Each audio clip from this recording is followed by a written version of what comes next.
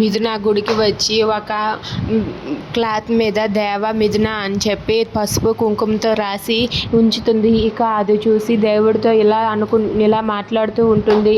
ఈ పసుపు కుంకుమతో మా ఇద్దరి పేర్లు రాసి మీకు ముడుపు కట్టాలని అనుకుంటున్నాను. మా ఇద్దరిని మీరే ఎలాగైనా కలపాలి అని చెప్పి మిథున ఆ దేవుడితో మాట్లాడుతూ ఉంటుంది.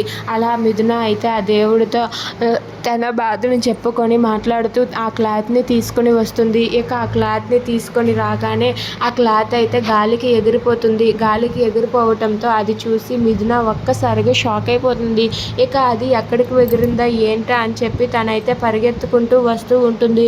పరిగెత్తుకుంటూ వస్తూ ఉండగా ఇంతలో ఆ క్లాత్ అయితే ఎగిరెగిరి వచ్చి అక్కడ దేవ వస్తుంటే దేవ ముఖానికి అడ్డంగా భుజం మీద పడుతుంది. ఇక అది చూసి దేవ ఒక్కసారిగా బండి ఆపి ఏంటిది అని చెప్పి తీసి చూస్తాడు. చూసేసరికి దేవ మిథున అని చెప్పి వాళ్ళ పేర్లు రాసిపెట్టి ఉంటాయి. అది చూసి దేవ ఒక్కసారిగా షాక్ అయిపోతాడు.